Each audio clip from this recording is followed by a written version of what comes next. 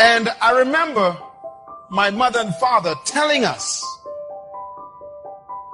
that we must learn the Bible no matter how difficult life became. And they would teach us from this book about God and about Jesus Christ and about his sacrifice for us. And as kids, we grew up with those conditions. And as you grow older, you begin to question, why are we poor? Because you begin to see other people's lifestyles.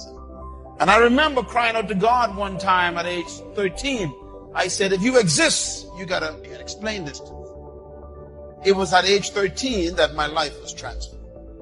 Because that night at 3 a.m. outside on the dirt ground, under the stars in the Bahamas, with tears running down my face, I asked God to explain to me why we were. His answer was simple. He says, because of your mind. That began a journey for me. I surrendered my life to God that night at age 13. I never went back. At age 14, I wrote on paper everything I wanted to be and to do. Today, I am doing those things. And something happened between sleeping on the floor and flying my own jet today.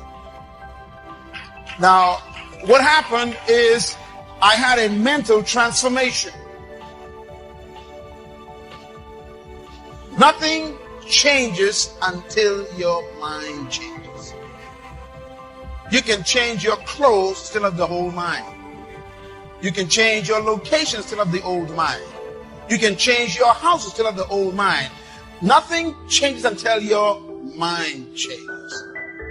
And during that journey as a young man, I began to read the Bible at age 14. Ladies and gentlemen, I'm serious about this. I read this book at age 14. I read through the entire book and I didn't understand nothing. Because the Bible is a very complicated book. And also I read it in the King James Version, which is even worse. But I read it because I wanted to know what God said to man. When I was 15 years old, I read the Bible again, completely through. And I began to understand it. By age 16, I began to memorize big chunks of this book. And my school lessons went from F to A. I became an A student because of this book. I graduated top of my school in high school because of this book. It taught me that nothing was impossible. So my whole life was changed because I fed myself new information from that book, which changed my concept of me. And I discovered things like this. The greatest tragedy in life is not death. Some people think that when someone dies, that's the worst thing that can happen to you. That's not true.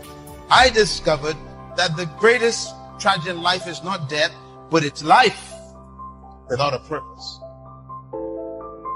It is more tragic to be alive and not know why than to be dead and not know life.